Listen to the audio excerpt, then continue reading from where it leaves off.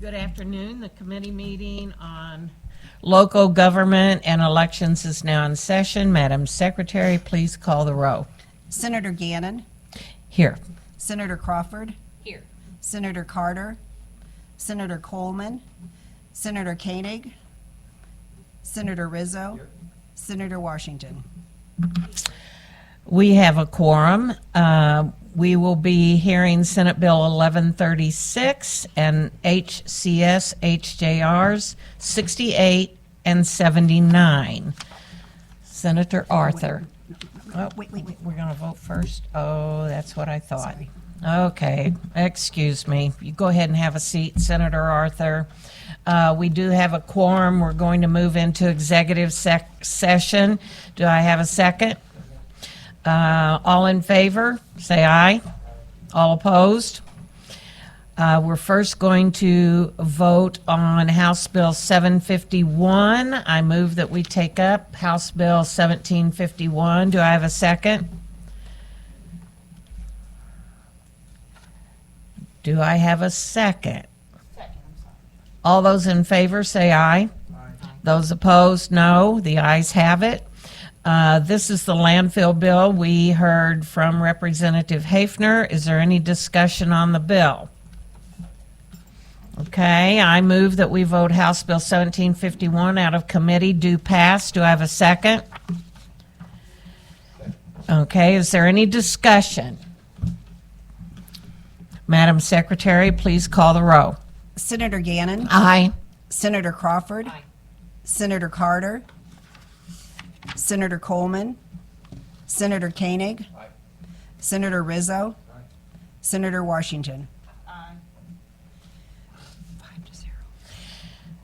With a vote of 5-0, House Bill 1751 is due pass. Okay. Which one are we on now here? Which one are we on? Okay. Executive session. Okay. Okay, where are we?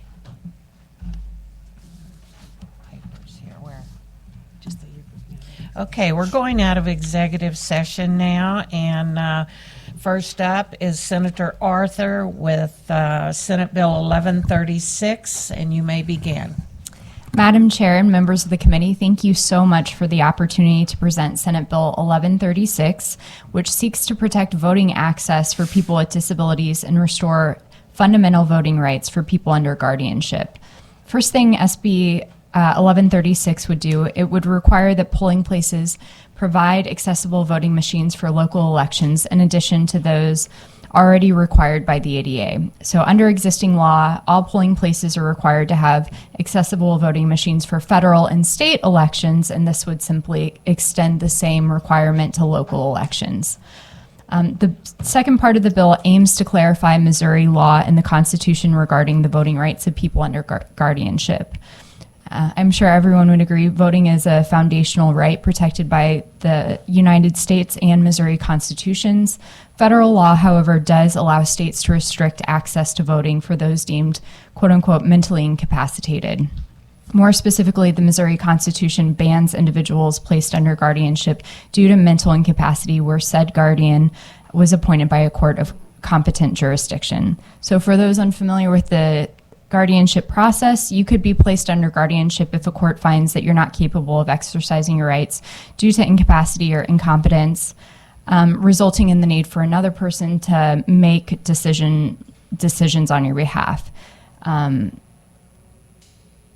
It is important to remember that the majority of people under guardianship still retain abilities, and their capacities vary. Missouri's constitutional ban has created a legal gray area for courts, wards, and election boards. The Missouri Constitution fails to define mentally incapacitated, allowing for really broad and inconsistent application or interpretation. Additionally, it has created a false equivalency between being under guardianship status and being mentally incapacitated. Those are not the same things, and that affects guardianship determinations and voting access across the state. In effect, people have lost their voting rights simply because of their guardianship status, not because of their mental incapacity. And so this bill aims to protect and restore those rights unless a court finds clear and convincing evidence that the person cannot communicate with or without reasonable accommodations a desire to participate in the voting process. For far too long, people with mental or intellectual health disabilities have been prevented from voting because of these prejudicial assumptions. And as Missouri leaders, it's imperative that we take action to prevent Missourian citizens from unjustifiably losing their rights to vote. So thank you very much. We had some great advocates who wanted to testify on Monday. They have submitted written testimony since they couldn't be here today, but we'll be happy to share that with committee members as well. Thank you. Are there any questions from the committee? Yes, Senator. Hi, thank you, Senator, for bringing this bill. I hate to be the person who's always like, you know, I have personal experience in this, but early in my career, I picked up cases in the mental health courts and had clients who were wards, and ultimately, some of them really did have capacity, and I think this is really important, and some of them had no capacity whatsoever. And so my question is about the clear and convincing standard. Is that what other states are using, or do we have a view of where different states are? I think it varies state to state. I'm not sure how other states handle it, but it wouldn't surprise me if Missouri were the exception. Would you be willing to have further conversations about that? Because I just want to make sure that the range of abilities of my clients was significant, and the ability of the courts to be able to have that nuance is really important, so that those who are capable are able to have access to their right to vote. But there are also those who really shouldn't, and I'm worried about wanting to make sure that the standard that we would put in is the right one. Yep, happy to continue those conversations, and this would also require the passage of an SJR. Yeah. And then the other follow-up question I had was about, there was voting machines, and my concern was that it looks like it might require the same machine then to be used in all jurisdictions, and I don't know if that's currently the case. I think it's required by state and federal law. That the same exact machine is? Let me see if I can. And my interpretation could be wrong, but when I look at it, it looks like it might be requiring that, and I was worried about. I don't know that it would require the exact same machine, but if it does, then I'd be happy to make changes to that. Okay, thank you, Senator. Thanks. Any other questions? Yes, Senator Washington. Hi, thank you for bringing this, and I am the reason about Monday, so I want to apologize to your witnesses. Thanks. I did want to clarify the clear and convincing evidence standard. People that are deemed mentally incapacitated, that's usually done in the probate courts, correct? With the judges that are oftentimes probate lawyers prior to, so have an enormous amount of experience in this arena, correct? Yeah. So it's not like a general person will be making this. It will be the court, and I believe that standard for making someone mentally unstable, even in criminal cases, would be a clear and convincing evidence, which is pretty much a legal term that everybody wouldn't know, correct? Right. Thank you. Thanks. Any other questions from the committee? Seeing none. Oh, I'm sorry. I didn't see your hand. Yes, go ahead, Senator. Just for clarification, Senator, would this where they decide if they're capable to vote, would that happen when the guardianship, when those papers were originally filed, or could it happen at any time? I'm just trying to kind of get in my head what the process would So look right like. now the presumption is they are not eligible to vote, and it just flips the presumption so that they are, and in, unless unless as part of that process they say they are not. Right. So it would be that during that process. Yes. Okay. All right. Thanks. I just wanted to clarify. Yeah, thank you. Any other questions from the committee members? Seeing none, we will first take witnesses in support. First witness, make sure you fill out a witness form.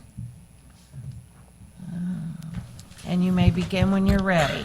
Thank you, Madam Chair, members of the committee. Chris Ropey. I am here on behalf of Secure Democracy USA. They're a nonprofit organization that works across the country to build confidence in our elections and improve voter access for every citizen who is eligible to vote. we appreciate Senator Arthur bringing this legislation forward. It would significantly improve access for persons with disabilities under guardianship and conservatorship. Specifically, our disabled veteran community is of great importance. I think in Missouri, those that are disabled veterans makes up almost 34% of our veterans population. So this would be a big deal and be helpful with them.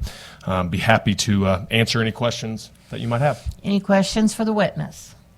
Seeing none, thank you. Next in support. All right, first witness in opposition. Seeing none, informational purposes only. Please state your name and fill out a witness form.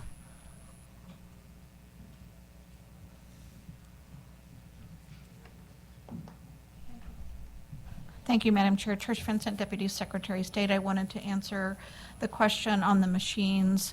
Right now, as Senator Arthur said, they're required in federal and state elections that there is a machine that people can go up to, whether they're hearing impaired or visually impaired, and that's the machine we're talking about. Each jurisdiction has those machines, and those will be the same machines that will be used at municipal elections. I do know that there are some jurisdictions that set up those machines during municipal elections just for the convenience of their patrons, but not all clerks do that. So I just wanted to answer Senator Coleman's question.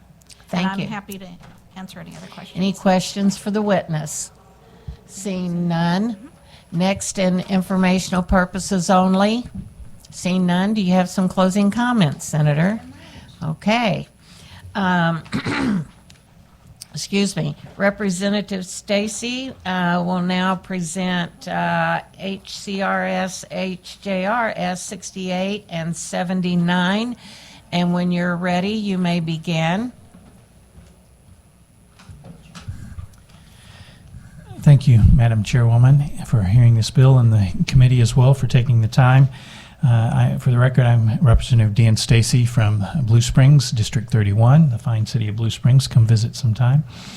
HJR78 is what we're talking about today, and our republic was founded on the idea that we should have a representative government. In other words, our government officials should be accountable to the people by elections. One of the reasons the American Revolution occurred, which contributed to our country's founding, was the public disdain toward taxation without representation. Most countries in the state of Missouri elect their county tax assessor. Assessors should be directly accountable to the people by elections. County tax assessors who face voters for evaluation on job performance and citizen satisfaction, as well as evaluation on overall honesty and fairness, might yield better job performance. In Jackson County, the county executive, Frank White, appoints the director of Jackson County Assessment. Many people in Jackson County believe that their tax assessment is not, the director of tax assessment is not accountable to the people. In 2023, Jackson County had over 50,000 appeals of real estate assessment. In fact, we had 54,539 appeals. That's almost 1 out of every 5 parcels filed an appeal in Jackson County. And I've gotten numerous calls and emails from people wanting relief who missed the deadline from filing an appeal. Citizens have not felt this was a fair process and have been, frankly, livid about what they've experienced. The Missouri State Auditor and the Missouri State Attorney General have weighed in on this, what might be considered a travesty, as well as several cities and school districts in Jackson County. I sent several emails and used my Capitol report to inform citizens about the assessment process after Jackson County citizens were notified of their assessment value, or their assessed value. I helped host several appeals trainings for Jackson County citizens who were confused about the process. And I know fellow Representative Coleman also held informational meetings. I even went to some of the initial hearings with those who felt they needed help to get through the confusing process that many citizens experienced. HJR 68 and 79 simply removes the carve-out in special treatment of Jackson County and provides the Jackson County citizens the opportunity to elect their county assessor, just like other charter counties and all the second and third class counties in Missouri. We had only positive testimony in the hearing over in the House in our committee there, including the county legislator Sean Smith, who testified in favor of that and has tried to resolve this issue through their charter and through other issues, and at this point has come to the conclusion that this has to be a constitutional fix. And we had a bipartisan vote over in the House, 99 in Republicans and 17 Democrats, as well as we had several that voted present, but it was a very, very positive vote in the House. I would encourage you to consider this as a positive vote moving forward. I'll be happy to take any questions. Thank you. Are there any questions for the bill handler? Yes, Senator Washington. Hi, thank you for bringing this today, Representative. I just want to hit on a couple of things you talked about. There was one witness, right, not multiple witnesses that came in the House. Okay, the records just show you and Legislator Smith. I want to kind of, because those persons most impacted by the tax raises live in my district. They were much higher in the city and on the east side than they were throughout other parts of the state. I mean, of the county, and I just want to hit on that. It's not lost on me that this isn't the first time that the taxes have risen to the actual level of what the values of the homes are at the time. But this is the first time that folks have argued that, and I don't like to bring up race, but it is not lost on me that when white folks were doing it, it wasn't a problem. And now we have a black woman whom you actually probably served with and a black county exec that now it's a problem. We also are forgetting the fact that even in my own community that there is extensive gentrification going on where someone's house that they may have been, in fact, my parents' house, we sold it because a tree fell on it, but that house was probably worth very little. My mother owned that house for 71 years. We owned that house for 71 years. In 71 years, the taxes never raised above $150 per year. They never raised until recently. We didn't argue about it because we knew that for 70 years, 60 some odd years, we're paying way less than what we're supposed to be paying. Now, it's not my job or the homeowner's job to go to the county and tell them that. However, one thing that is missing from here is I want a qualified assessor. And while we may not like we being you all, because I love Gail McCann Beatty, she is a licensed, experienced, qualified assessor. So if we're going to replace her, I want a resolution that makes the people of Missouri understand they're going to get somebody that knows what they're doing. You had a conversation with me that may be an impact for our smaller counties.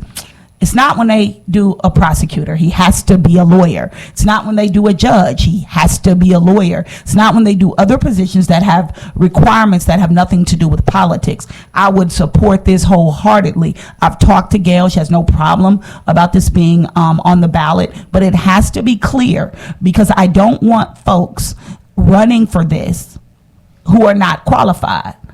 The way it stands, I could run for it. I could possibly win. I don't know nothing about real estate appraisals.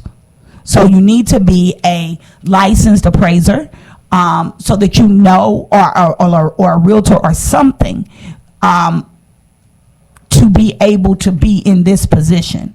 We are the second largest county in the state, and we cannot afford to have any more mistakes. And there really aren't mistakes. I think you said you had some people that missed deadlines. I am very, very compassionate about that. However, the deadline was extended twice. And if you missed a deadline, you wanted to. I have my own constituents. Everybody had town halls on this. I had some. Did some in Raytown, did some in Kansas City. Had the people from the actual department there to help people fill out their forms. The forms were mailed to everybody. So if one missed it, I do apologize for that. However, there was a ton of support from the county itself to help people through this process. I don't necessarily agree with their messaging, but I do appreciate their help. So I just want to be clear that we're not putting them down, since you shouted their names out to do that. I don't want people who come to my community and rile them up and tell them that the taxes only went up for blacks and brown folks, because somebody in your district has done that, and he's done that several times. They went up in my community because we have gentrification. Some people think it's bad, some people think it's good, but homes like my daughter's, that 10 years ago was $50,000, 4 years ago she paid $140, today the house is worth $230 in 4 years. And that is because we have a lot of investment coming in our community, and we appreciate that. Unfortunately, that does affect other people's taxes, which is why we have other things that we want to protect our seniors. We have those other bills that we have worked on. But this has to have some qualifications. Anybody should not be able to run for this, just like anybody can't run for judge, anybody can't run for prosecutor. We've never had a coroner in Jackson County that wasn't a physician. So we need to make sure that whoever is doing this most important job is actually a qualified person. Thank you. Can I just, I do appreciate your concern, I really do.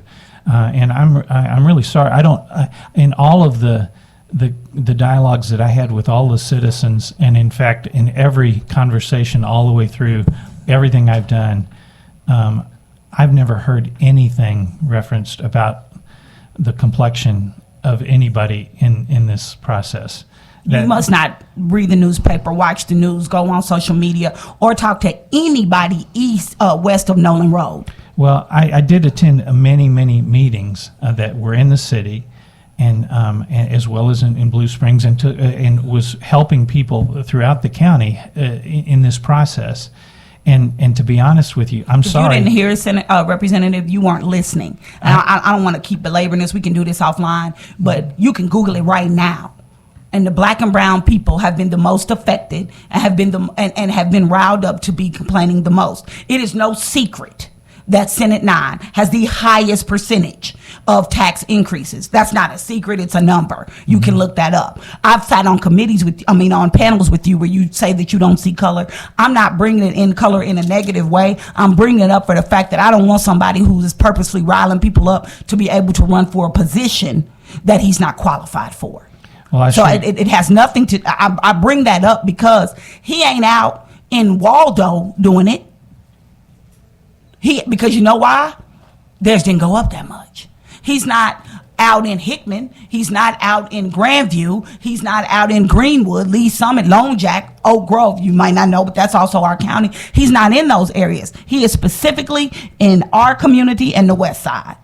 And he's done that since 21, I think, is the first time that we did this, or maybe 19. So we can talk about it offline. But my point is, somebody that is that dangerous, who did run for office just 2 years ago, I don't want him to have an opportunity, unless he gets the proper qualifications, to be the assessor of our taxes. I appreciate that. I just Thank say, you. from my standpoint, it's not an issue for me. I've seen that on our papers. Yeah, I appreciate that. Any other questions from the committee? Seeing none, we will take first witness in support of the bill. Okay, seeing none, first witness in opposition to the bill. Seeing none, informational purposes only. Seeing none, do you have some closing comments, Representative? I want to thank everybody for taking the time for this, and I hopefully you'll make some good considerations for the citizens in Jackson County. Thank you. Well, this concludes our meeting, but before I gavel out, this has probably never been done before, but we're going to do it today. We have a birthday. We have a birthday, so let's sing happy birthday to her. Happy birthday to you.